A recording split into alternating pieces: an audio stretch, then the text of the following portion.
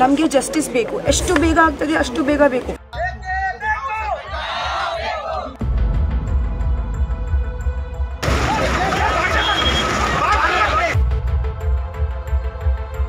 ಕರ್ನಾಟಕದಲ್ಲಿ I want ಕಿ women self be little stronger ಆಯ್ತಾ, so that any women has any problem ಲೈಫಲ್ಲಿ she can go and talk to them. This video is brought to you by Ours Real Estate. Karnataka जिला उडुपी के मलपे थाना हदूद के नजार में पेश आई बेईमाना और दिल दहला देने वाले कत्ल की वारदात को आज एक हफ्ता गुजर गया है, जहां एक ही खानदान के कुल 4 अफराद को प्रवीण अरुण चोगले नामी वहशी दरिंदे ने निहायत ही बेरहमी से चाकू घोंपकर मौत के घाट उतार दिया था, जिससे न सिर्फ तालुका और जिला में बल्कि पूरी रियासत और मुल्क भर में सनसनी फैल गई थी और हर कोई अपने मजहब और जात पात से ऊपर उठकर कत्ल की सख्त अल्फाज में मजम्मत करके मुलजिम की जल्द गिरफ्तारी का मुतालबा कर रहा था, जिस दौरान कई एक सियासी और समाजी लीडरान की जानिब से भी मकतूलों की वारिसीन के साथ इजहार ताज़ियत करके जल्द अज जल्द इंसाफ दिलाने का भरोसा दिलाया जा रहा था और साथ ही मकामी पुलिस पर भी मुलजिम को फौरी धर दबोच कर सलाखों के पीछे डालने का दबाव बनाया जा रहा था। यही वजह है कि पुलिस ने मामले की निहायत मुस्तैदी का मुजाहरा करते महज 72 घंटों के अंदर ही मुलजिम प्रवीण अरुण चोगले को दबोच कर गिरफ्तार कर लिया और अदालत में पेशी के बाद मजीद 14 दिनों की तहवील में लेकर मामले की जांच पड़ताल और तफ्तीश करके तह तक पहुंचने की कोशिश कर रही है, जिस दौरान अब तक कई एक बड़े चौंकाने वाले खुलासे और तफसीलात सामने आई हैं, जिससे साफ जाहिर हो रहा है कि मुलजिम प्रवीण कत्ल की इस अंधोनाक वारदात के लिए निहायत ही बारीकी से सोच समझकर पूरी तरह मंसूबा करके एक मास्टर प्लान के तहत इसे अंजाम दिया है। जिस तरह महज 10 से 15 मिनटों में ही बेदर्दी से मासूम बच्चे समेत कुल 5 अफराद पर बड़ी ही आसानी से कातिलाना हमला किया गया, जिसमें 4 लोगों ने मौके पर ही दम तोड़ दिया और एक बुजुर्ग खातून बच गई, इससे अंदाजा लगाया जा रहा था कि कोई आम इंसान नहीं हो सकता बल्कि कोई पेशावर मुजरिम या कोई तरबियत याफ्ता ही होगा जो इतनी सफाई से काम कर गया। जिसके बाद अब मालूम हुआ है कि प्रवीण चोगले महाराष्ट्र के पुलिस महकमे में चंद महीनों तक अपने फराइज अदा कर चुका है, जिसके बाद वो पुलिस फोर्स छोड़कर एयर इंडिया फ्लाइट में क्रू मेंबर की हैसियत से बेंगलुरु एयरपोर्ट पर काम कर रहा था, जहां मकतूल आइनाज भी एयर होस्टेस के तौर पर बरसरे रोजगार थी।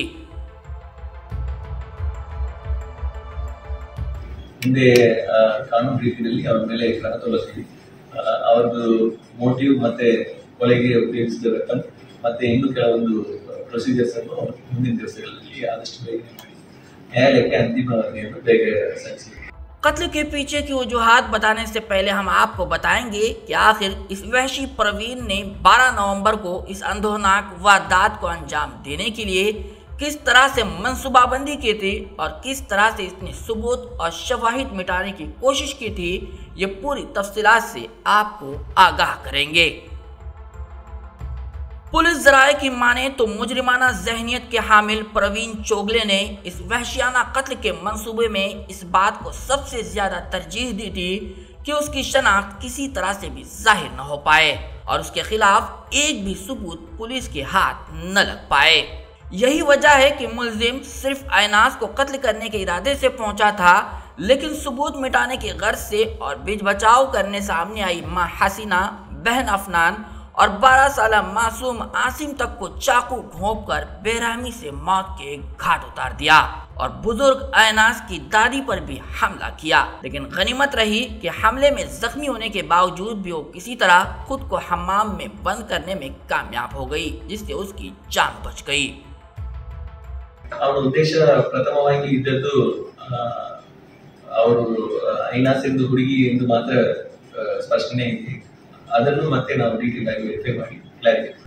मजीद पुलिस के हाथ सबूत लगने से बचने के लिए मुलजिम प्रवीण अपने मास्टर प्लान के तहत बेंगलुरु से निजात तक पहुंचने और फिर वारदात के बाद वहां से लौटने का सफर भी बड़ी ही मंसूबाबंदी से किया था, जिसमें मरहलावार कार, मोटर बाइक, बस और ऑटो रिक्शा का इस्तेमाल करके बड़ी ही आसानी से बच निकलने की कोशिश की थी और साथ ही वारदात में इस्तेमाल चाकू, कपड़े और अपनी बैग को भी बड़ी एहतियात से संभाल कर रखा था। तफसीलात के मुताबिक 12 नवंबर की सुबह प्रवीण मंगलुरु में वाक़ अपने घर से जाती कार से निकलकर हेजमाड़ी टोल प्लाजा से थोड़े फासले पर रुककर कार पार्क कर देता है ताकि फास्टैग और सीसीटीवी कैमरे में टोल प्लाजा से गुजरने का कोई रिकॉर्ड मौजूद न रह जाए।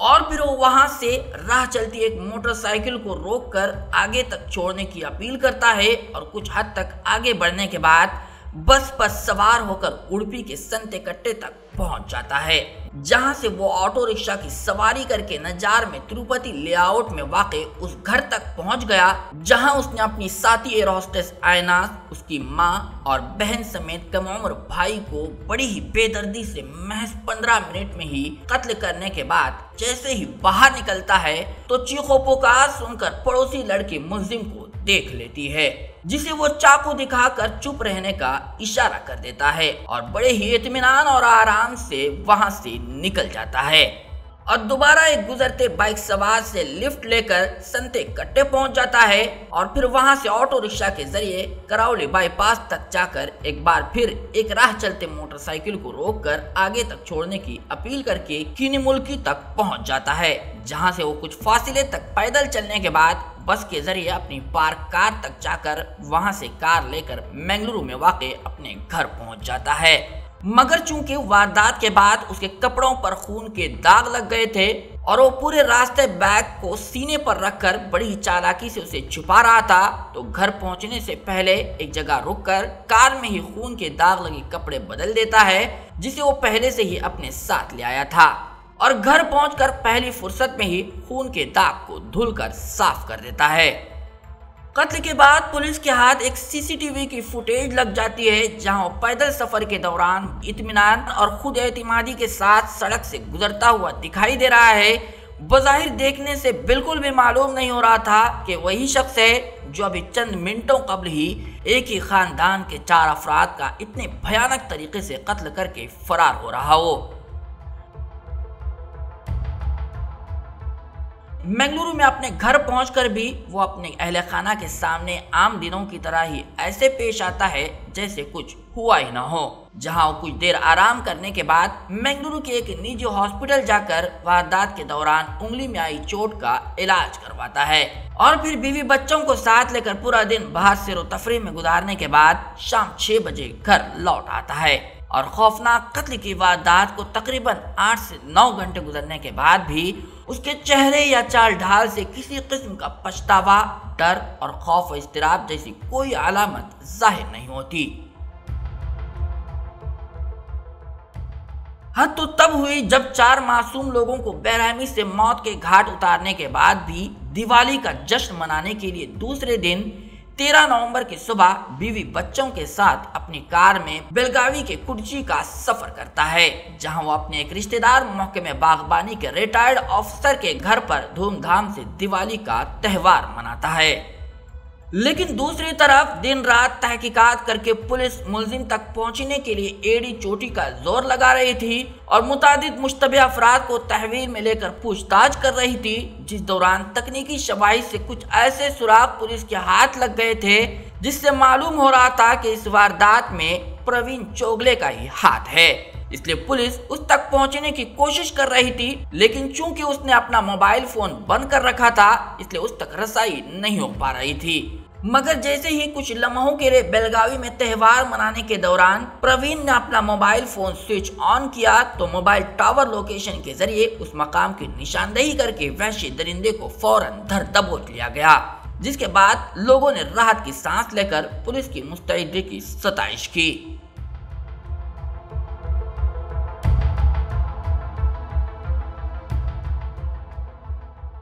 यहाँ काबिल जिक्र बात यह है कि किसी भी कत्ल की वारदात में इस्तेमाल होने वाला कत्ल का आला इंतहाई अहम और बुनियादी सबूत होता है।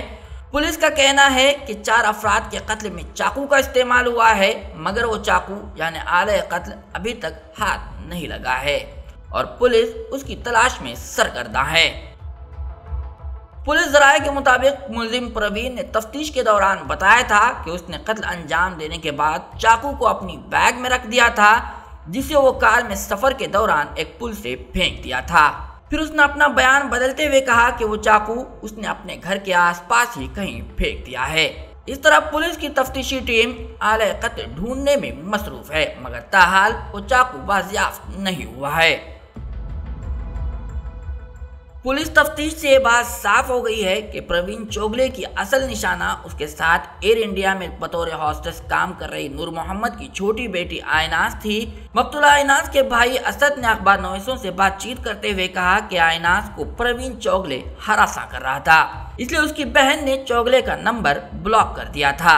चोगले की हरासानी से मुतालिक आयनाज ने घर वालों को इस खौफ से नहीं बताया था कि ऐसी सूरत में वालिद उसे मुलाजिमत छोड़ने की सलाह देंगे। इस मौके पर वालिद नूर मोहम्मद ने भी जल्द ही कानून से इंसाफ मिलने की उम्मीद जाहिर करते हुए मामले की सुनवाई फास्ट ट्रैक अदालत में करके मुलजिम को जल्द अज जल्द कड़ी सजा दिए जाने का मुतालबा किया है।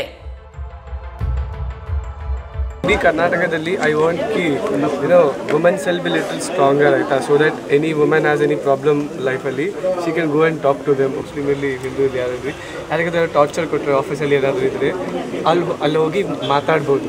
ಸೊ ದಟ್ ಮನೆಯಲ್ಲಿ ಏನೋ ಟಾರ್ಚರ್ ಇರೋದಿಲ್ಲ, ಮನೆಯಲ್ಲಿ ಹೇಳಲಿಕ್ಕೆ ಆಗೋದಿಲ್ಲ ಲೈಕ್ ಈ ಕೆಲಸ ಹೋಗಬಾರ್ದಂತ. ಓಕೆ, ಸೊ ದಟ್ ಏನಾದರೂ ಹೆಲ್ಪ್ ಲೈನ್ ಮಾಡಿ, ಇಲ್ಲಾಂದರೆ ವುಮೆನ್ ಸೆಲ್ ಸ್ವಲ್ಪ ಸ್ಟ್ರಾಂಗ್ ಮಾಡಿ. ಓಕೆ, ಎಲ್ಲ ಡಿಸ್ಟ್ರಿಕ್ಟಲ್ಲಿ ಒಂದು 2-3 ಜಾಗ ಇರಬೇಕು where they can go and express there feeling that ಹಿಂಗೆಲ್ಲ ಆಗ್ತಾ ಇದೆ ನನ್ನ ಮಟ್ಟಿಗೆ. ಓಕೆ, ಹೀಗೆ ಹೇಳ್ತಾ ಇರೋದಕ್ಕೆ ಕಾರಣ ಐನಾಜ್ಗೆ ಅವ್ರು ತುಂಬ ಕಿರುಕುಳ ಕೊಟ್ಟಿದ್ದಾನೆ mostly because we don't know the exact detail ಅಲ್ಲ. ಸೊ ಮೋಸ್ಟ್ಲಿ ದಟ್ ಅವ he must have cross the line or something ಹಿಂಗೆ. ಸೊ ಅವಳು ಬ್ಲಾಕ್ ಮಾಡಿಟ್ಟಿದ್ದಾಳೆ ಮೋಸ್ಟ್ಲಿ. ಓಕೆ, ಸೊ ಅದೇ. ಸೊ ಐ ವಾಂಟ್ ಕೆ in this case if you like ಅವಳ ಮನೆಯಲ್ಲಿ ಹೇಳ್ತಿದ್ಲೆ, ಅದೇ ಪಾಪ ಹೇಳ್ತಿದ್ರು ಹೋಗಬೇಡ ಜಾಬ್ ಅಂತ, ಅದಕ್ಕೆ. ಸೊ ಇದು ಫಿಯರ್ ಇರುತ್ತೆ ಹುಡುಗಿಯರಿಗೆ. This is there in India. Okay, ಇದು ಫಿಯರ್ ಇರುತ್ತೆ that my job will go, my family will tell not to work, ಇದೆಲ್ಲ ಇರುತ್ತೆ. That's why they don't speak. ನಮ್ಮ ಮನವಿಯನ್ನು ಸ್ವೀಕಾರ ಮಾಡಿದ್ದಾರೆ, ನಮಗೆ ಆದಷ್ಟು ಬೇಗ ನ್ಯಾಯ ಕೊಡುತ್ತೇನೆ ಅಂತ ಅವರು ವಿಶ್ವಾಸ ಕೊಟ್ಟಿದ್ದಾರೆ. ಮುಂದಿನ ವಿಷಯ ನಿಮಗೆಲ್ಲ ಗೊತ್ತುಂಟು. ಮತ್ತು ಇನ್ನು ಏನು ಹೇಳಿದ್ರು, ನಾವು ಹೇಳಿದ ಒಂದು ತ್ವರಿತ ವಿಚಾರಣೆ ನಡೆಸಲಿಕ್ಕೆ ಮನವಿ ಮಾಡಿಕೊಂಡಿದ್ದು. ಶಿವಪ್ರಸಾದ್ ಅವರನ್ನು ನೇಮಕ ಮಾಡಲಿಕ್ಕೆ ನಾವು ರಿಕ್ವೆಸ್ಟ್ ಮಾಡಿದ್ದೇವೆ. ಅವರು ಆಶ್ವಾಸನೆ ಕೊಟ್ಟಿದ್ದಾರೆ, ಆದಷ್ಟು ಬೇಗ ನಮ್ಮ ಬೇಡಿಕೆಯನ್ನು ವಿಷಯ ನಾವು ಮಾಡಿ ನಮ್ಮ ಬೇಡಿಕೆಯನ್ನು ಈಡೇರಿಸ್ತಾರೆ ಅಂತ ಹೇಳಿದ್ದಾರೆ. मकतूला हसीना के भाई की बेटी फातिमा असबा ने मीडिया वालों से बात करते हुए कहा कि इस कत्ल की वजह से सिर्फ खानदान के अफराद ही नहीं बल्कि पूरे इलाके के लोग बेइंतहा खौफ और दहशत में हैं और वो भी यहाँ रहने से खौफ महसूस कर रहे हैं। ऐसी सूरत में हमें इंसाफ के साथ साथ कानूनी तौर पर भी तहफ़्फ़ुज़ फराहम किया जाना चाहिए।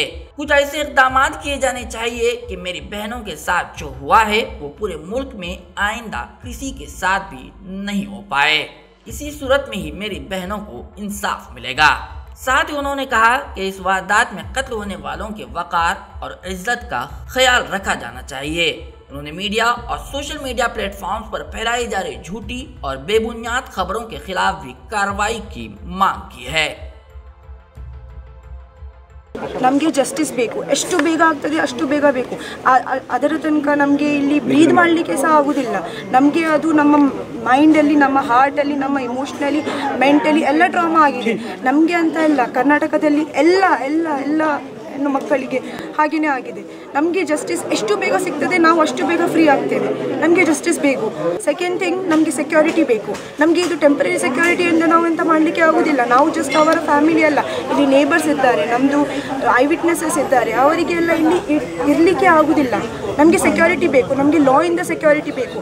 ಅವನು ಯಾವುದಿಂದ ನಮ್ಮ ಲಾಯಿಂದ ಅವನಿಗೆ ಎಂಥ ಭಯ ಸಹ ಇಲ್ಲ, ಎಂಥ ಭಯ ಇಲ್ಲ. ಬಂದು ಡೇ ಲೈಟಲ್ಲಿ ಅವನು ಕೊಳ್ಳು ಹೋಗಿದ್ದಾನೆ. ನಮಗೆ ಸೆಕ್ಯೂರಿಟಿ ಯಾರು ಕೊಡ್ತಾರೆ? ನಮಗೆ ಅಶ್ಯೂರಿಟಿ ಯಾರು ಕೊಡ್ತಾರೆ? ನಮಗೆ ಸೆಕ್ಯೂರಿಟಿ ಬೇಕು, ನಮಗೆ ಪರ್ಮನೆಂಟ್ ಸೆಕ್ಯೂರಿಟಿ ಬೇಕು, ನಮಗೆ ಹೆಲ್ಪ್ ಲೈನ್ ಬೇಕು. ನಮಗೆ ನಮಗೋಸ್ಕರ women and child development ministers ಎಲ್ಲ ನಮಗೋಸ್ಕರ ಅವರು ಥಿಂಕ್ ಮಾಡಬೇಕು. ನಮಗೆ ಇದು ಫಸ್ಟ್ ಆ್ಯಂಡ್ ಲಾಸ್ಟ್, ಇದು ಖತಮ್. ನಮಗೆ ಇದು ಬೇಡ. ನಮಗೆ ಕಾಲು ಹೊರಗೆ ಹಾಕಲಿಕ್ಕೆ ಆಗೋದಿಲ್ಲ, ಅಷ್ಟು ನಮಗೆ ಭಯ ಆಗ್ತಾ ಉಂಟು. ನಮಗೆ ಕೇಳುವವರು ಯಾರಿಲ್ಲ. ಇದು ಸೆಕೆಂಡ್ರಿ ಆಗಿದೆ. ಜಸ್ಟಿಸ್ ನಮಗೆ ಬೇಕು, ಬೇಕೇ ಬೇಕು, ಬಟ್ ನಮಗೆ ಸೆಕ್ಯೂರಿಟಿ ಸಹ ಬೇಕು. ಮತ್ತು ಥರ್ಡ್, ನಮಗೆ ರಿಸ್ಪೆಕ್ಟ್ ಬೇಕು. ಯಾರ್ದು ಡೆತ್ ಆಗಿದೆ ಅವರಿಗೆ ರೆಸ್ಪೆಕ್ಟ್ ತೋರಿಸ್ಬೇಕು. ಎಲ್ಲ ಮೀಡಿಯಾ ಅವರ ಹತ್ರ ಹೇಳೋದು ನಾನು, ನಮಗೆ ರೆಸ್ಪೆಕ್ಟ್ ಬೇಕು. ಬೇರೆ ಬೇರೆ ಫೇಕ್ ನ್ಯೂಸ್ ಎಲ್ಲ ಹಾಕಲಿಕ್ಕೆ ಇಲ್ಲ. ಸ್ವಲ್ಪ ರೆಸ್ಪೆಕ್ಟ್ ಕೊಡಿ. ಯಾರು ಮರಣ ಆಗಿದೆ ಅವರಿಗೆ ಸ್ವಲ್ಪ ರೆಸ್ಪೆಕ್ಟ್ ಮಾಡಿ ನೀವು. ಮತ್ತು ಯಾರೆಲ್ಲ ಸೋಷಿಯಲ್ ಮೀಡಿಯಾದಲ್ಲಿ ಎಂತೆಲ್ಲ ಹಾಕ್ತಾ ಇದ್ದಾರೆ ಅವರಿಗೆ ತಗೊಂಡು ಅವರಿಗೆ ಸಹ ಕೇಸ್ ಹಾಕಬೇಕು ಅಂತ ನಮ್ಮ ವಿನಂತಿ ಇದೆ.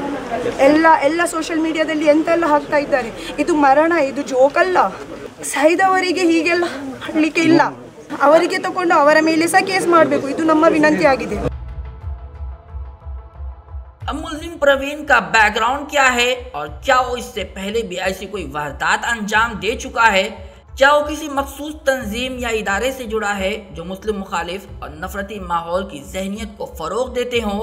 और क्या वो ये वारदात इस वजह से भी अंजाम दिया हो क्योंकि वो अपनी साथी लड़की को मकरो फरेब से भुने प्यार के नापाक जाल में फंसाने में नाकाम रहा हो?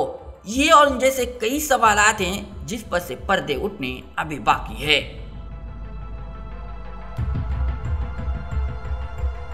ब्यूरो रिपोर्ट, साहिल ऑनलाइन न्यूज़।